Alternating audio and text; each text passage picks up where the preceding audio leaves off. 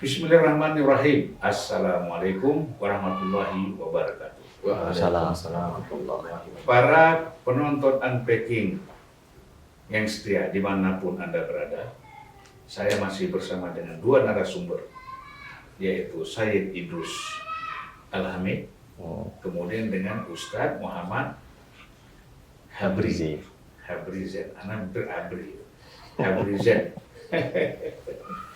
Jadi kita ini ingin membahas sedikit apa harapan-harapan dari masyarakat dan juga dari pelajar akademisi yang ada di Iran. Mau tidak mau kan mempunyai tanggung jawab sosial, juga tanggung jawab politik terhadap negaranya sendiri, yaitu negara Republik Indonesia. Ya. Jangan terkesan banyak orang kalau sudah ada di satu negara lain melupakan negara.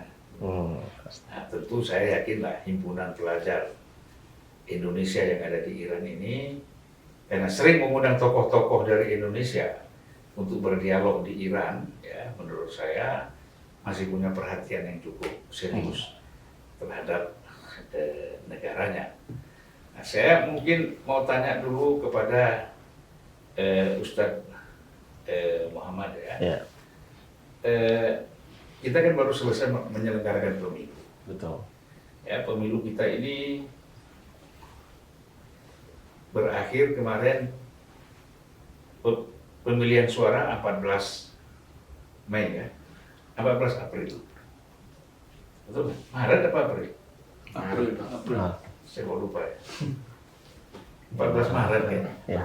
Karena Februari kan kita. Habis itu kan panjang itu di Mahkamah Konstitusi, segala macam ini ya. Kemudian masuk lagi pembahasan dalam aspek-aspek lain. Secara hukum pokoknya sudah diputuskan, MK mengatakan Prabowo ini sah menjadi presiden dan Gibran menjadi wakil presiden. Ya. Lalu ditetapkan oleh KPU sebagai presiden yang sah dan terpilih. Gitu. Nah tentu banyak harapan, pro dan kontra terhadap Jokowi atas kesuksesannya memimpin Indonesia selama 10 tahun. Nah, itu kan juga satu hal menggambarkan bahwa semangat presiden baru kita yang baru terpilih ini akan melakukan continuity, keberlanjutan dari apa yang sudah dibangun oleh Jokowi, baik dalam infrastruktur, termasuk dalam IKN, ibu kota negara, ya, yang baru dipindah Kalimantan Timur ini, ya. Kemudian banyak lagi hal, pelabuhan, airport dan macam-macam. Tentu ya tidak semua sukses, ada kurangnya juga, tapi kan kalau kita lihat kesuksesannya kan lebih besar daripada kegagalannya. Nah, kemudian setelah Prabowo ini terpilih menjadi presiden baru yang nanti akan dilantik pada tanggal 20 Oktober misalnya, tentu kan ada harapan-harapan. Nah, kira-kira harapan kita bagaimana nih, Ustadz Muhammad ini, terhadap Prabowo dan Gibran ini? Ya. Mungkin sebelum ke harapan, saya sedikit ingin mengatakan bahwa siapapun presidennya yang terpilih itu merupakan suatu hal yang sekiranya kepercayaan daripada masyarakat Indonesia itu sendiri, dan saya yakin bahwa itu pilihan terbaik bagi masyarakat Indonesia. Dan di Iran kemarin masyarakat Indonesia siapa yang menang di sini ya? Di sini yang menang Prabowo ya. Prabowo dan Jokowi ya, dua-duanya ya. Kenapa? Prabowo dan Gibran. dan siapa? Ganjar. Ganjar. Kalau dua-duanya. digabungkan Prabowo. Prabowo. Iya, benar kan ya? Ganjar. Oh, Ganjar. Kalau Pak Ganjar. Jadi dua suara ini saling Iya. bersaing gitu. Bersaing. Saling bersaing. tetap, Tapi Anies di bawah ya. Ya, di sini. Iya. Ya, di sini. Jadi siapapun yang dipilih itu merupakan satu hasil dari kepercayaan dari masyarakat Indonesia sendiri, dan kita yakin bahwa itu merupakan pilihan terbaik bagi masyarakat Indonesia. Yang kedua tentang masalah harapan, tentunya harapan kita khususnya untuk program presiden yang terpilih supaya bisa melaksanakan program lebih baik lagi, dan tentunya lebih, bukan berarti sebelumnya tidak berpihak kepada rakyat, tapi lebih berpihak kepada rakyat dalam setiap kebijakannya, khususnya dalam kebijakan ekonomi. Ya, itu yang kita harapkan, ya kan? Begitu pula mengenai masalah kebijakan luar negeri, ya kan? Kalau bisa Ibu Retno yang kemarin itu perlu dipertahankan, ya istilahnya kebijakan tersebut, dan juga mungkin perlu dikembangkan karena kebijakan sebelumnya sudah bagus mengenai masalah, khususnya mengenai masalah Palestina, dan juga mengenai masalah perlindungan terhadap kaum minoritas, ya, kaum minoritas. Sebelumnya juga sudah melakukan hal yang baik, tetapi perlu ditingkatkan dalam masalah ini, perlindungan kepada kaum minoritas, karena tidak lain kaum minoritas pun adalah bagian daripada warga negara Indonesia, gitu. Bagian daripada warga Indonesia yang perlu dijaga hak dan kewajibannya, seperti itu. Nah, yang paling khusus yang kita harapkan yaitulah perbaikan ekonomi yang lebih bertumbuh, lebih baik lagi, dan lebih berpihak kepada rakyat dan masyarakat Indonesia, supaya masyarakat Indonesia lebih sejahtera, lebih bisa ibaratnya menangani setiap atau segala permasalahan ekonomi di setiap masing-masing keluarganya atau di masyarakat pada umumnya. Itu mungkin harapan saya. Tapi kritiknya apa kira-kira? Kritik yang ada, kebijakan-kebijakan yang sekiranya tidak efektif, ya, di zaman presiden atau di zaman pemerintahan sebelumnya. Tidak efektif tuh. Susah jelas, susah. Nggak apa-apa, jelaskan aja. Pak Jokowi Kan nggak saya marah. melihat dari sisi Ini ekonomi. gini, Pak Jokowi itu kalau dikritik nggak marah, senang. Nah, itu. Jadi kritik aja. Ya.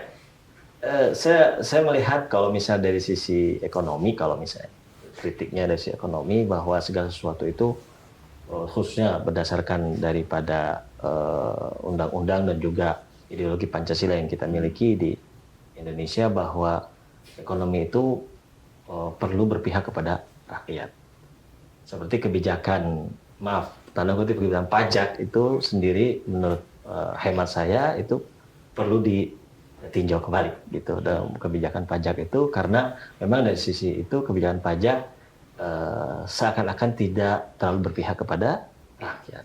Jadi itu mungkin perlu ditinjau kembali oleh Presiden Prabowo yang istilahnya yang sudah terpilih. Mungkin seperti itulah. Ya.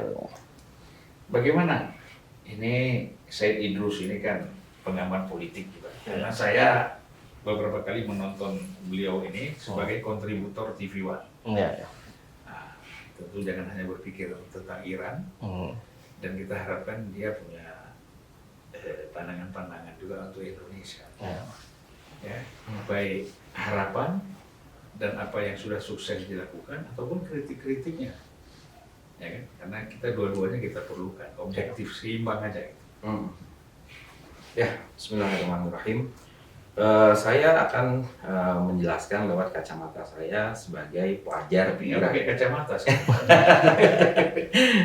Jadi dari sisi saya sebagai pelajar Iran ya Pak ya, apa yang saya lihat Pak, dan itu pun yang menjadi harapan saya terhadap presiden yang terpilih, which is itu adalah Pak Prabowo kan.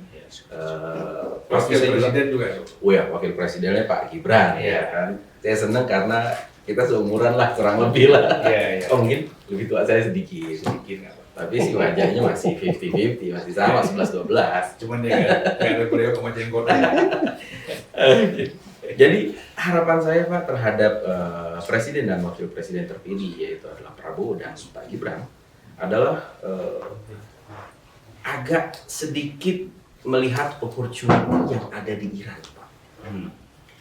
Saya ini tahun 2000 berapa ya? 2015 kalau nggak salah atau 2016, Pak Jokowi pernah datang ke Iran zaman itu, Pak. Bersama dengan 60 bisnismen yang ikut datang pada saat itu. Terus terang, saya merasa hal yang luar biasa. Bahkan Pak Jokowi itu pernah bertemu dengan pemimpin tertinggi Islam Iran, yaitu Sayyid Ali Khamenei. Bahkan Presiden Jokowi ditawarkan 2 kilang minyak langsung oleh pemimpin tertinggi Revolusi Islam Iran, yaitu Sayyid Ali Khamenei. Ditawarkan ini 2 kilang minyak, silahkan Anda eksploitasi, kan seperti itu kan. Tapi sayangnya hal tersebut tidak terrealisasikan, Pak. Kenapa saya katakan sangat disayangkan? Karena memang Iran itu adalah sumber yang unlimited, Pak. Kan gitu kan. Kalau kita melihat dari kacamata energi Iran itu unlimited, Pak. Ya kan, kita lihat dari minyak mentahnya, crude oilnya, kita lihat dari LPG-nya, Pak, dari gasnya, unlimited. Tapi apa yang terjadi? Saya rasa belum ada hubungan G2G antara Iran dengan Indonesia. Nah, ini kan sangat disayangkan. Padahal kalau terjadi hubungan G2G antara Iran dan Indonesia, ya kan, itu akan sangat membantu Indonesia. Karena biar gimana pun Indonesia masih membutuhkan minyak mentah. Begitu juga LPG. Saya katakan di sini, kenapa saya katakan LPG dan juga crude oil itu adalah hal yang luar biasa di Iran, karena saya sendiri merasakan, Pak. Seluruh kota-kota Iran, bahkan desa-desanya, itu sekarang gasnya itu udah pakai selang, Pak. Jadi udah langsung mengalir langsung ke rumah ke rumah, Pak. Jadi udah nggak pakai tabung gas lagi seperti kita.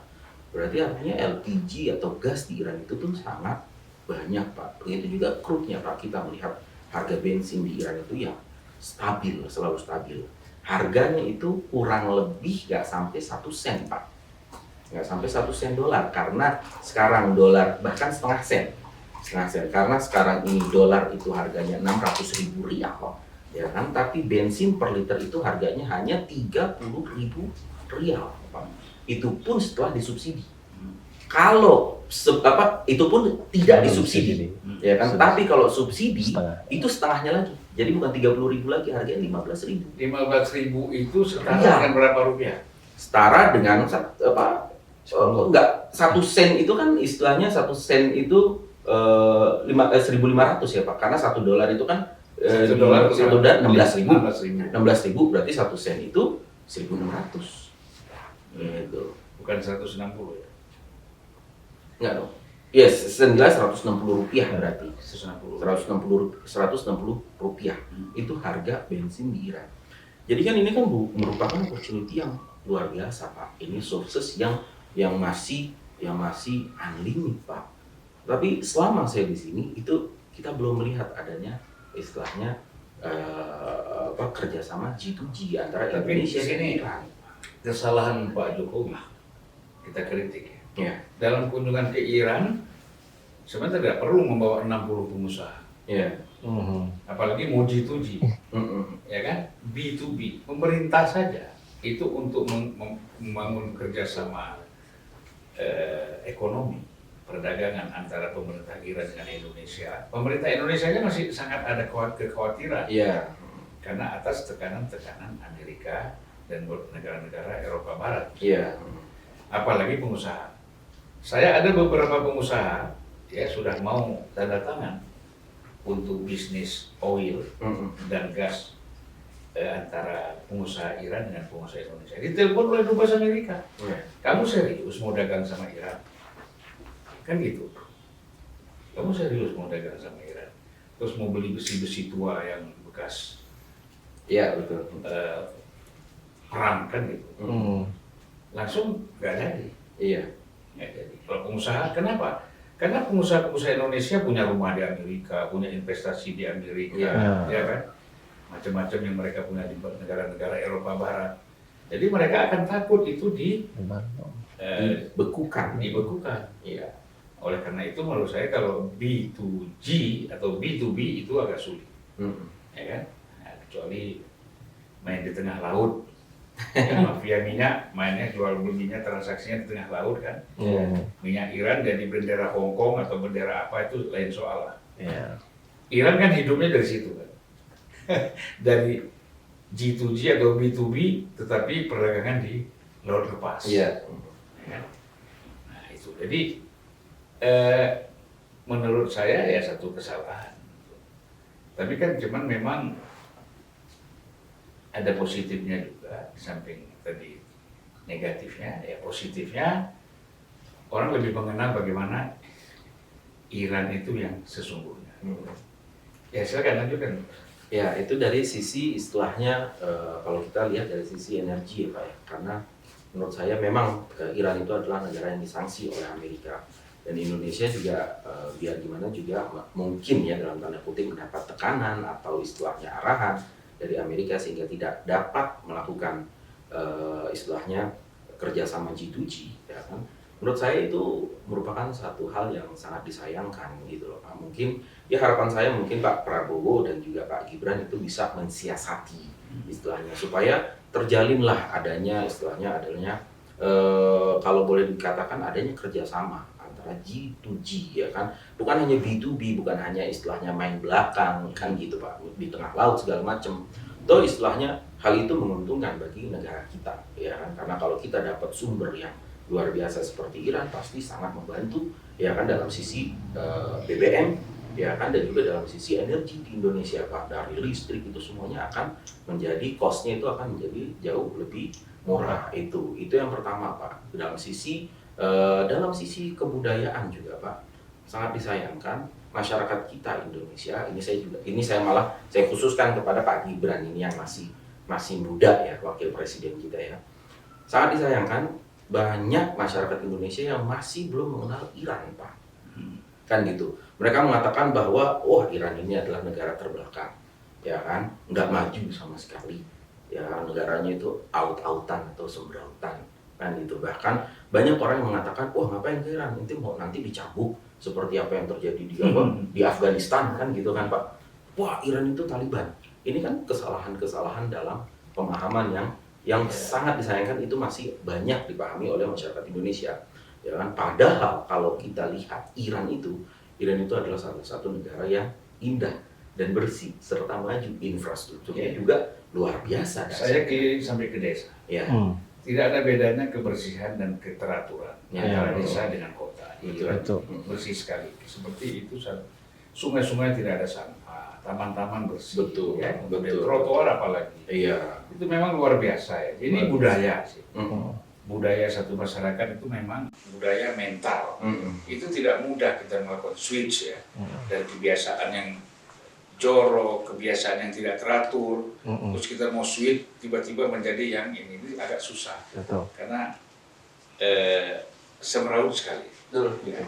Karena itu memang ya, kenapa Iran ini harus dicontoh? Karena negara yang dengan embargo sudah lama, tapi bisa membangun satu situasi yang sangat nyaman. Betul. Ya, itu yang bukan kita mengatakan ini kok contohnya Iran terus. Loh, kalau kita contoh negara yang tidak diembargo, tidak kena sanksi, itu kalau dia bisa membangun itu biasa. Itu biasa aja. Ini kena embargo, sanksi. 47 tahun dia tapi mereka bisa survive. Betul. Itu yang jadi persoalan. Maju dalam segala macam segala macam istilahnya, segala macam sisi. Ya mau itu dari perpolitikan, dari militer, ya kan, dari istilahnya kebudayaan, bahkan dalam sisi kedokteran. Tadi kembali lagi kita berbicara tentang masalah kebudayaan ya Pak ya. Satu hal yang saya harapkan tentu saja dari presiden yang terpilih dan juga wakil presiden yang terpilih, tentunya yang saya harapkan lebih kepada Pak Gibran ya, karena masih muda, wawasannya istilahnya juga semangatnya juga masih semangat muda. Bukan berarti Pak Prabowo tidak ya Pak ya, karena kita ini masih muda lah istilahnya. Itu adalah terkait tentang kebudayaan. Kita bicara tentang kebudayaan juga berbicara tentang istilahnya apa yang ada di Iran ini, traveling contohnya Pak ya kan. Banyak masyarakat kita yang mengatakan bahwa Iran ini jadul, Iran ini terbelakang, Iran ini nggak sama sekali nggak keren, Iran ini masalah istilahnya masih out-outan, sembrautan. Bahkan masih mengatakan bahwa Iran itu sama seperti Afghanistan, sama seperti Taliban, di mana masih orang-orang bercadar lah, masih dicambuk-cambukin kayak gitu kan.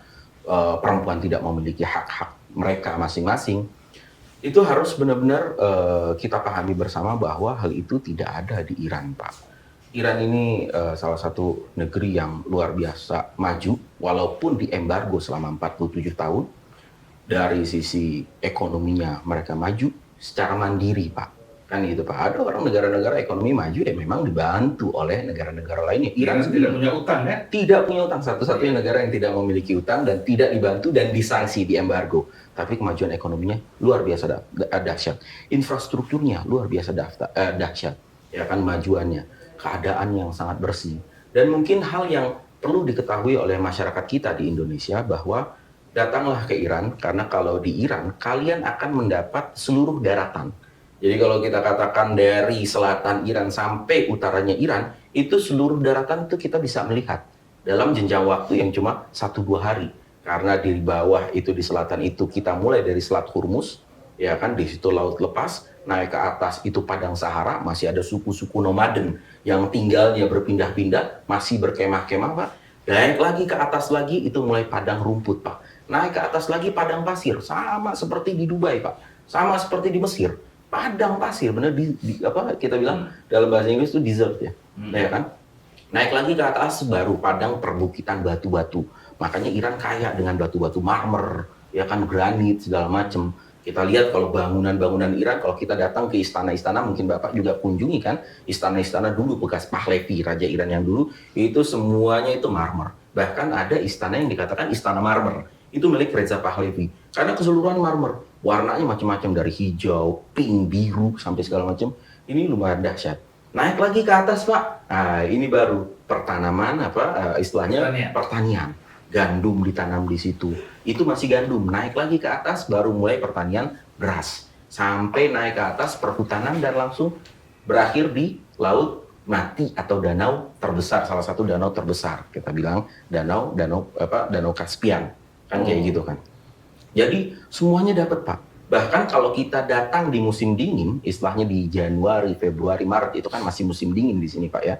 Kita bisa dapat salju, dan juga itu kalau di utara kita dapat salju sekaligus ketika kita hanya berjalan naik pesawat itu hanya 1,5 jam, kita bisa mendapatkan hangatnya udara di selatannya Iran. Jadi kita bisa datang ke tempat salju dan juga kita bisa datang ke padang pasir yang berada di selatan Iran. Jadi Iran itu luar biasa indahnya kotanya, bersihnya kotanya. Jadi ini harus dibuka kerjasama-kerjasama seperti ini. Harusnya ya kan Indonesia sudah harus lebih mengenal Iran, masyarakatnya. Tentunya pasti harus didukung oleh pemerintah, Pak. Salah satunya, Pak, Indonesia dan Iran belum memiliki penerbangan, Pak. Penerbangan secara langsung. Alangkah baiknya itu diadakan. Ada kan, Kuala gitu kan. Lumpur, Teheran ada. Kuala Lumpur, Teheran ada. Thailand, Teheran ada. Kenapa Jakarta, Teheran itu tidak ada? Itu dari sisi istilahnya, itu dari sisi jalan-jalan, traveling ya. Dalam sisi madhab, wisata itu wisata-wisata biasa. Dalam sisi wisata madhab, Pak, Iran juga kaya. Di situ ada Imam Ghazali, di situ ada cucunya Rasulullah yaitu Imam Ridha, ya kan gitu kan. Ini seharusnya bisa menjadikan Ada Jalaluddin Rumi, ada Jalaluddin Rumi, ada Hafiz Shirazi. Ini semuanya ada. Nah, satu lagi ya, ada satu lagi yang harus diketahui juga, ada Persepolis. Itu di Shiraz, Pak. Di Shiraz. Di Shiraz Saya itu pernah Persepolis, betul kan, Pak? Itu kan dahsyat. Itu kan istilahnya bekas reruntuhan kerajaan punyanya The Great Cyrus. Itu kurang lebih 3.000 tahun lalu itu, 1.500 sebelum Masehi. Dan reruntuhannya itu masih ada. Luar biasa kalau kita ke sana kita bisa lihat itu bekas-bekas istananya. Iskandar Zulkarnain. Ya. Kemudian dibangun lagi oleh pemerintahan Iran setelah revolusi kan? Enggak, Pak. Tetap ada, Pak. Ya, dipugarkan, Pak. Itu nggak bisa dibangun. Bukan Iskandar itu Zulkarnain. Iya. Iskandar direnovasi. Alexander the Great bukan Alexander. Alexander the Great. Ya. Itu Bukan bukan Iskandar. Iskandar Zulkarnain. Ya? Bukan, Iskandar Zulkarnain justru yang melindungi dalam literatur lain, ya kan? The Great Cyrus itu siapa sih? Ya kan, dalam literatur Islam kita dikatakan itu adalah hamba soleh, ya kan? Dzulkarnain. Karena dua-duanya memiliki kemiripan. Ya. The Great Cyrus itu menjaga seluruh umat manusia, tidak mementingkan agama dan juga mazhab etnis dan juga lain-lainnya, bahkan melindungi dari serangan Ya'juj wa Ma'juj, ya kan, sama seperti apa yang dilakukan oleh Dzulkarnain. gitu loh Pak. Makanya dikatakan dalam literatur Islam, The Great Cyrus itu adalah Dzulkarnain. Makamnya juga masih ada di Siras itu. Di situ juga di sampingnya masih di Siras ada danau yang berwarna pink. Kita masuk ke selatan di Selat Hormuz, wah itu pantainya luar biasa. Pantainya warna-warni Pak. Ada ungunya, ada birunya, ada pinknya, itu luar biasa datang. Jadi oke. Dan ini sangat baik Pak kalau lebih disosialisasikan, bahkan dibikin istilahnya penerbangan langsung antara Jakarta ke Teheran Pak. Itu adalah hal yang luar biasa. Nah, selain itu Pak, yang tidak bisa dipungkiri oleh dunia, ya kan, kemajuan yang sangat signifikan yang dimiliki oleh Iran itu adalah kemajuan dalam bidang kedokteran Pak. Kan gitu Pak, dalam sisi mata, ya kan, kemajuan itu teknologi untuk operasi mata, teknologi untuk operasi cangkok hati. Ya kan, itu kita nggak bicara tentang cangkok tanam rambut, hidung, operasi hidung, itu mah ecek-ecek lah. Ini Itu salon aja bisa. dan murah loh Pak, nggak sama Masih seperti murah. di Turki, ya kan, nggak bisa dibandingin harganya di Turki dengan di Iran. Aduh, kita dengan $400 kita udah bisa cangkok rambut kita, kan, nanam rambut kita, sedangkan di Turki, wah, kita harus habis ribuan dolar mungkin kan.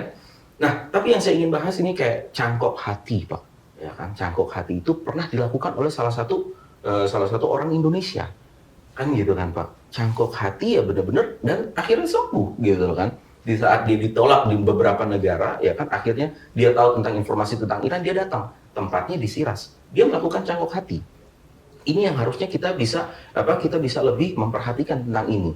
Iran juga memiliki istilahnya kemajuan teknologi dalam bidang alat-alat kesehatan, bahkan sempat mengirim robot untuk operasi ke Indonesia.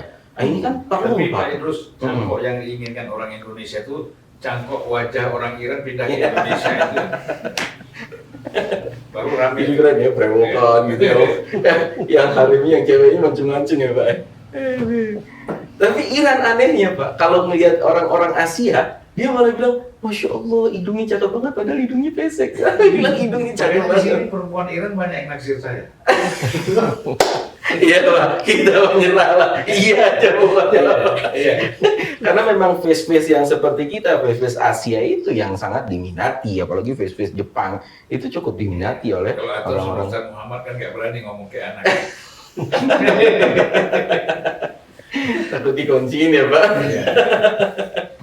Karena kita ini hidup perlu hiburan. Iya Pak. Bukan Iya. hiburan. Hiburan dalam keadaan hayal pun bagus. Betul. Jadi gitu Pak, balik lagi ke tadi itu kan istilahnya Iran sempat waktu zaman corona, Iran juga sempat membuat vaksin yang dinamakan dengan vaksin Barakat. Wah ini kan luar biasa, ilmu nanonya juga tinggi. Iran sudah memproduksi pupuk nano, ya kan, dan menjadi negara kelima yang kemajuan nanonya itu, kemajuan teknologi nanonya itu terbaik di dunia. Kan ini adalah satu hal yang luar biasa.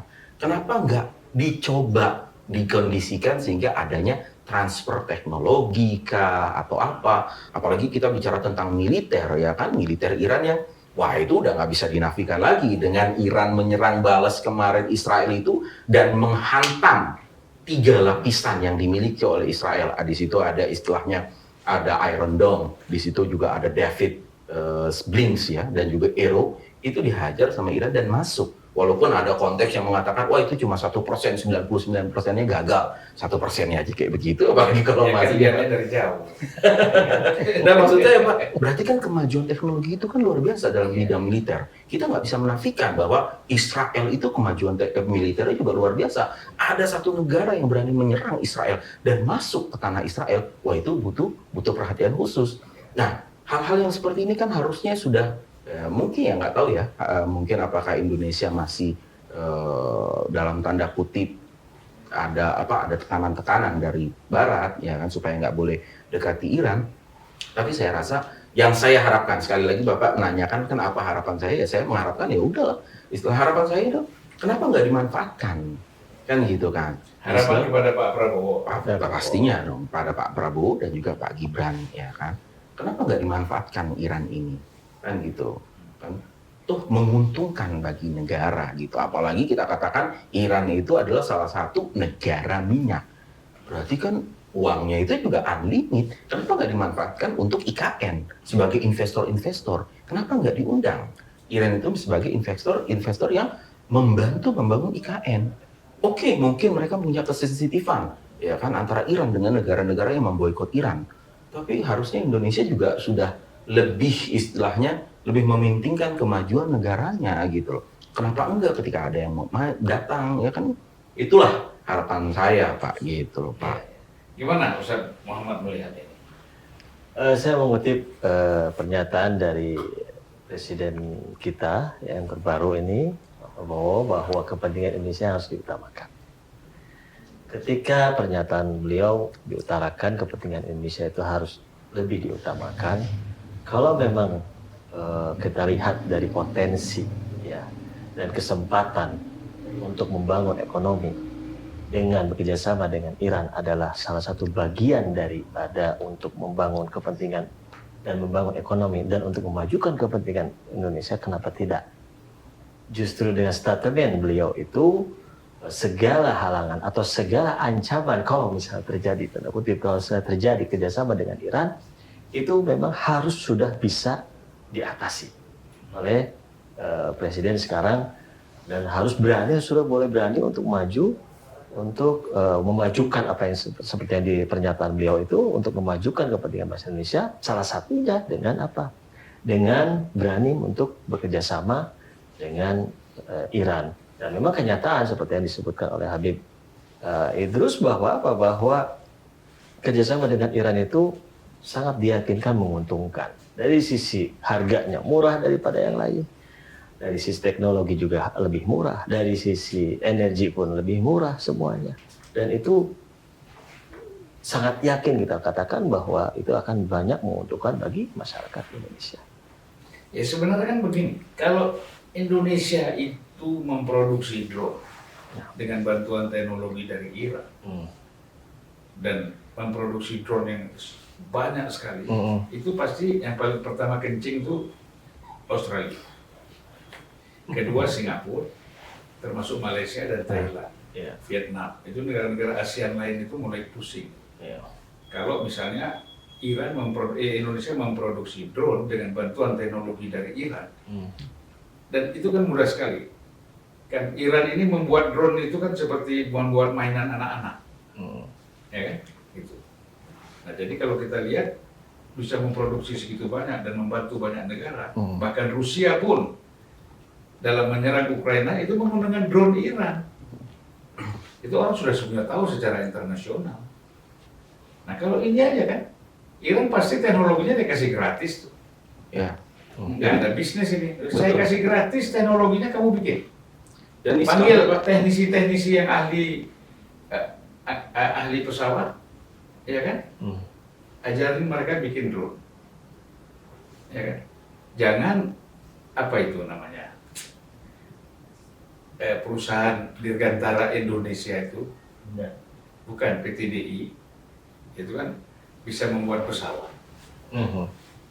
Yang dipikirin selalu bagaimana merubah pesawat CN-23 menjadi Hercules, pesawat angkut, ya kan? Bukan itu, tapi kan ini teknologi. Kita menghadapi, bisa saja satu saat kita perang dengan Singapura. Apakah mereka menyerang duluan, Australia menyerang duluan, ini kasus Papua. Ya kan? Gak perlu lagi kita kirim tentara banyak-banyak, kirim drone aja. Dengan teknologi yang canggih, ya kan? Apa enggak mencret-mencret itu yang mau masuk ke situ? Itu saya katakan bahwa memang salah satu keuntungan terbesar. Karena kan kalau kerjasama dengan negara lain bayarnya besar. bukan cuma bayarnya besar lagi, Pak. Dengan negara lain mereka memiliki kepentingan-kepentingan khusus terhadap Indonesia. Tapi kalau Iran, saya rasa mereka nggak ada kepentingan. Negara jauh jaraknya. Iya kan, jauh. Apakah mau memata-matai Ada Indonesia? kepentingannya sesama Muslim. Sesama Muslim pastinya. Dan Indonesia itu sekarang itu, ya kan, bukan hanya memerlukan drone itu untuk istilahnya mengcounter serangan dari Singapura atau mungkin separatis di Papua atau mungkin di Australia. Satu hal yang paling penting di Indonesia itu adalah pemetaan, Pak. Ya kan? Indonesia membutuhkan pemetaan, dan pemetaan itu bisa dilakukan dengan drone. Apalagi batas-batas kotanya, batas-batas daerahnya. Pemetaan itu kan penting banget. Sebenarnya anak-anak ITB itu sudah bisa melakukan itu. Drone-drone untuk yang sederhana seperti itu. Tetapi kan tidak ada support dari pemerintah untuk mereka meningkatkan lagi. Gitu. ya kan? Nah, Nah itu kalau ada support pemerintah kerjasama dengan kerjasama, transfer teknologi, Transfer. ya kan ini akan menjadi sangat luar pasti. biasa. Kan gitu. Jadi ala kulli hal, ya kan? Kalau kita bicara Iran ini, orang sudah tahu betul bahwa dengan punya rudal, drone, punya nuklir, punya berbagai macam jenis senjata yang luar biasa, dan mereka produk sendiri tanpa ketergantungan dengan negara lain, Iya. dengan superpower. Saya kira itu sudah menjadi contoh. Tapi saya ini kan kembali mengutip kata-kata Rasulullah kepada Imam Ali. Ya Ali, tidak ada orang mukmin yang membenci kamu, dan tidak ada orang munafik yang akan mencintai kamu. Nah, karena Iran ini kan sebenarnya salah satu wujud dari apa yang dibangun dalam pemikiran Imam Ali bin Abi Thalib. Jadi apapun yang dilakukan oleh Iran, kalau dia memang musuh, ya nggak mungkin dia akan mencintai, akan menyukai. Pasti cari jalan. Yang nggak ada ilmu, nggak ngerti apa-apa pun nyerang. Tetapi bagi mereka yang memahami dengan keimanan, dengan pikiran yang sehat, pasti dia bilang, ini bagus, ini baru satu negara Islam yang top. Sementara banyak negara Islam, Kuwait, Bahrain, Dubai, Emirat, Saudi, semua Yordan, ini semuanya di bawah ketiak Israel. Tepuk lutut di bawah Israel. Tepuk lutut Israel. Ada satu negara ini, ya kan, yang diembargo dengan segala macam kesulitan, tapi bisa membangun. Nah, jadi itu memang kalau kita lihat Iran ini sudah luar biasa. Kalau orang mau belajar kan gitu, kalau nggak mau ya apapun yang kita lakukan pasti salah. Nah, oke, ini terlalu berat mungkin kita bicara nuklir ini. Ustadz, saya mau masuk. Bagaimana sih peran kaum perempuan di Iran ini? Apakah mereka terkungkung, tidak ada kebebasan, ya kan? Walaupun saya lihat di jalan itu bebas-bebas saja semuanya, nyetir mobil ngebut kadang-kadang, ya kan? Bawa motor pun ngebut, perempuan di sini, bawa mobil ngebut dan segala macamnya, gitu. Kadang-kadang lebih galak dari laki-lakinya, gitu. Nah, tapi secara sistem ya, kan kita lihat di jalan, secara sistem seperti apa sebenarnya? Hak-hak wanita di Iran ini memang dijaga hak tersebut, dan haknya dengan pria sama. Dari sisi kewarganegaraan mereka sebagai warga negara Iran itu haknya sama. Mereka bisa sekolah, mereka bisa istilahnya bekerja, bahkan di pejabat-pejabat negara pun mereka punya.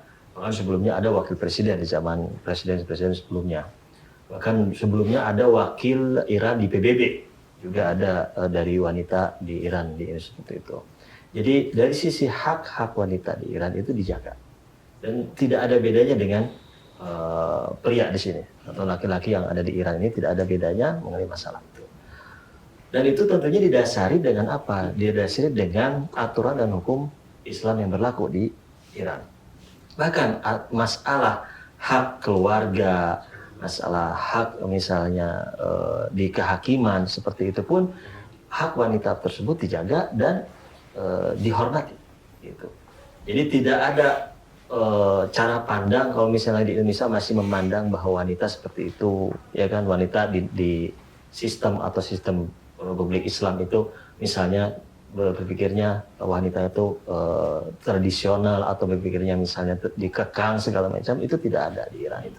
Jadi haknya mereka dikatakan bebas dan tanda kutip bebas dengan aturan yang ada di Islam, ya ini aturan yang ada di Iran, ini aturan Islam.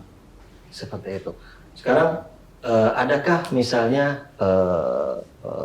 hak istilahnya misal secara istilahnya secara eksplisit saya katakan, misalnya contoh kecil saja, misalnya wanita bisa memiliki hak untuk menggugat, misalnya menggugat hakim untuk misalnya protes terhadap ke suaminya, misalnya seperti itu di Iran ada. Sampai detik seperti itu, bahkan menggugat untuk mencerai pun bisa. Jadi dalam konteks seperti itu wanita tidak dikekang dan tidak hanya bekerja di dapur saja seperti itu, tidak. Bahkan kalau misalnya kenyataannya antara wanita sama pria di Iran itu mungkin berbalik cara berpikirnya seperti di Indonesia. Kalau di Indonesia itu yang berbelanja itu perempuan, ya, terus laki-laki itu misalnya bekerja di mana. Kalau di Iran itu justru yang berbelanja itu kebanyakan laki-laki. Ya kan? Saya belanja. Di Iran itu yang berbelanja itu laki-laki. Jadi kalau misalnya istilahnya kalau bilang tanda kutip misalnya yang mengatur keluarga di dalam itu budaya mereka itu adalah wanita Dalam rumah. dalam rumah. Jadi untuk seperti memanage rumah segala macam itu wanita. Kalau di luar itu jelas laki-laki menjadi yang memanage keluarga seperti itu. Jadi dari sisi budaya dan dari sisi aturan Islam di Iran itu sendiri mendukung. Di lain hal kita tahu bahwa Iran ini seperti misalnya kalau kita lihat sangat-sangat menghormati wanita. Sangat menghormati karena dari sisi mazhabnya mereka atau keyakinan mereka kepada Sayyidah Zahra, ya kan, putri Rasulullah tercinta, itu mereka baik laki-laki atau perempuannya, baik laki atau perempuan itu sangat menghormati wanita dikarenakan mereka menghormati putri Rasulullah. Bahkan di Qom sendiri misalnya ada Sayyidah Maksumah, ya kan, menjadi istilahnya menjadi tempat ziarah dan sangat dihormati oleh seluruh masyarakat di Iran seperti itu. Jadi tidak ada istilah mengekang wanita atau seperti apa. Kebebasan wanita, kebebasan tanda kutip kebebasan dalam aturan Islam, begitu pula kebebasan pria dalam masa ini tidak ada dibedakan. Tapi belum ada ya wanita di sini menuntut hakim supaya laki-laki hamil. Nah, itu jelas di luar kudrat ya. Di luar kudrat. Tuntutan kan bisa aja kalau dia mau, ya kan. Benar. Baiklah, Ya. kita ini sudah masuk di di tahap-tahap akhir ya. Mungkin saya minta closing statement dari Said Idrus gimana? Terkait tentang pertanyaan kedudukan wanita di Iran, tentu saja yang perlu kita ketahui, yang perlu kita garis besari di sini adalah Iran itu adalah Republik Islam Iran, kan gitu. Pasti hukum-hukumnya itu adalah hukum-hukum Islam, ya kan? Islam itu tidak pernah mengekang perempuan. Islam tidak pernah memenjarakan perempuan. Aturan yang dibuat oleh Islam adalah untuk menyempurnakan umat manusia, untuk mengarahkan manusia itu menuju yang lebih sempurna. Kan gitu. Ini adalah hakikat dari hukum Islam, Pak. Dan itu yang diadop oleh pemerintah Islam Iran. Walaupun berbeda mazhab dengan beberapa negara-negara lainnya, tapi tetap Islam di sini mencolok, sangat mencolok. Seperti yang kita lihat hijab yang disyaratkan oleh pemerintah Iran. Di sini seluruh wanita harus memakai hijab, ya kan? Hak-hak wanita sangat-sangat terpenuhi di Iran. Kita bisa melihat adanya wanita bukan hanya nyupir mobil, Pak. Jadi pilot pun wanita Iran juga ada. Jadi sebagian negara mengatakan, wah, wanita nggak boleh nyetir mobil. Kan nggak boleh, kan nggak punya hak wanita nyetir mobil. Ternyata di Iran bukan hanya nyetir mobil, tapi nyetir pesawat. Ada Karena wanita mereka Iran. bilang gini, kamu udah jangan nyetir mobil, udah saya pun kau setir. Itu yang pertama, Pak. Yang kedua, seperti apa yang disampaikan tadi oleh Ebrizen, bahwa salah satu wanita Iran pernah menjadi wakil presiden di zamannya Ahmadinejad, presiden Iran, dan juga menjadi wakil atau juru bicara Iran di PBB. Itu pun wanita. Dan yang membuat vaksin Barakat, yang dibikin vaksin corona itu adalah wanita, Pak. Ilmuwan wanita yang mencetuskan atau yang membuat vaksin itu wanita, yang menemukan vaksin itu wanita. Jadi subhanallah, nggak seperti apa yang kita pikirkan di Indonesia, sama mungkin ya seperti di Afghanistan, Taliban, kan kita sering kan melihat ya wanita masuk sekolah aja itu dicambuk, kan gitu, keluar aja dicambuk. Di Iran nggak ada yang seperti itu. Semuanya bisa sekolah, semuanya bisa ngajar, semuanya bisa kerja di toko-toko, ya kan, di perkantoran, di kantor pos, di semuanya. Presenternya di TV, Presenternya di perempuan. Betul, Pak. Jadi istilahnya hak asasi perempuan di Iran itu sangat dijunjung tinggi, Pak. Mungkin itu aja kali closing dari saya, Pak. Ya silakan Ustadz Abrizan, kalau ada ini, bukan kalau ada, harus ada closing statementnya ini mengenai perempuan. Closing. Bukan mengenai perempuan, bebas. Bebas. Namanya closing statement. Nah, saya melihat bahwa pertama yang perlu kita lakukan atau perlu kita pikirkan adalah berpikir baik tentang diri kita dan juga berpikir baik tentang apa? Tentang Iran. Pertama itu yang perlu kita lakukan. Kenapa? Karena dengan cara berpikir baik atau berhusnuzon dengan apa yang ada di Indonesia dan juga di Iran, insya Allah ke depannya kita akan mendapatkan apa yang kita harapkan, kemajuan-kemajuan untuk di Indonesia.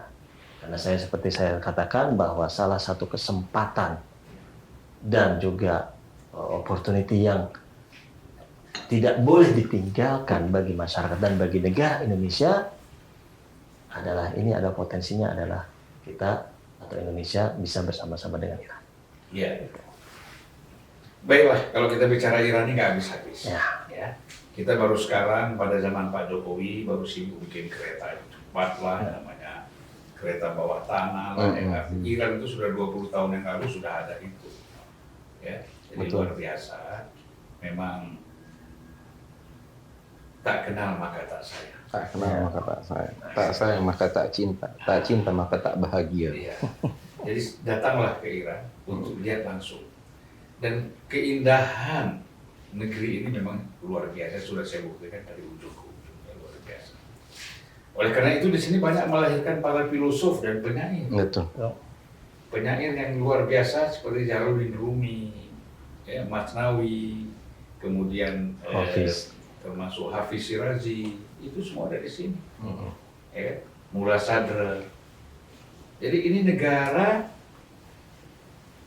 memang banyak padang pasirnya, tetapi juga indah dengan para pemikir-pemikirnya. Ini luar biasa. Dan memang negara ini sudah tua sekali ya.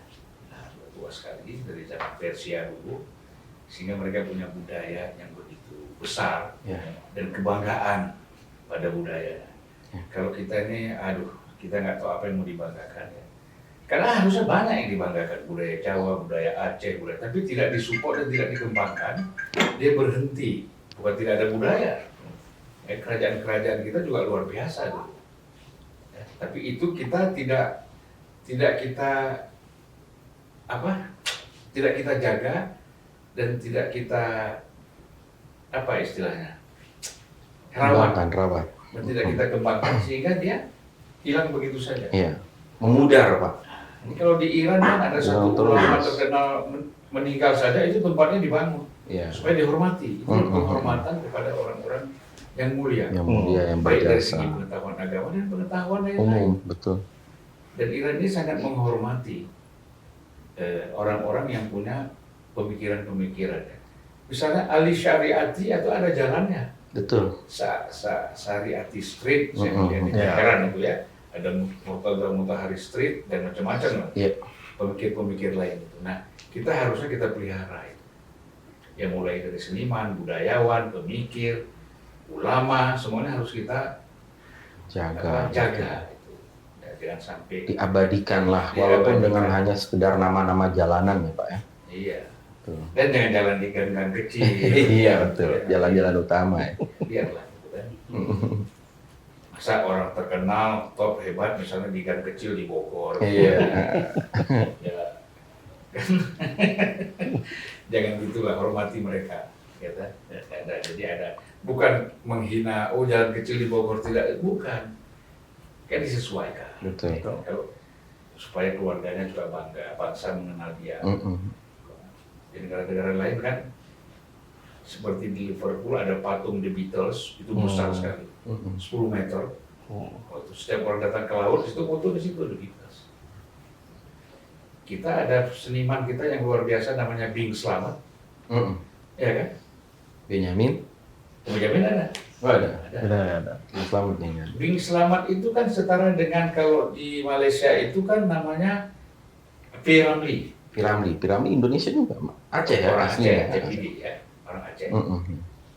Tetapi kan jalan P. Ramlee itu top banget, Top di kelas Indonesia. 1 itu. Betul. Mau masuk ke Twin Tower itu harus lewat P. Piramli, Ramlee. betul. Penyanyi. Sudah kawin kah belum? Bujang labuk. Bagai bunga sekuntum. Itu kan kalau P. Ramlee kan begitu. Iya. Baiklah, terima kasih. Sama-sama, Pak. Kita memang kalau ngobrol-ngobrol gini bisa santai, bisa serius ya. Iya. Jadi insya Allah kita ketemu lagi. Insya Allah, Ya, insya doakan Allah. saya datang lagi. Amin. Insya Allah. Insya Allah. Dan kalau bisa doakan jangan sambutannya kosong ya, ada isinya. Terima kasih Sayyid Idrus, kemudian Ustadz Muhammad Habirjen, ya, Sayyid Idrus Al-Hamid, ya.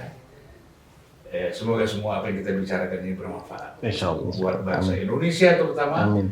dan buat Iran sendiri, buat seluruh para pelajar Indonesia yang ada di Iran. Assalamualaikum warahmatullahi wabarakatuh. Waalaikumsalam warahmatullahi wabarakatuh.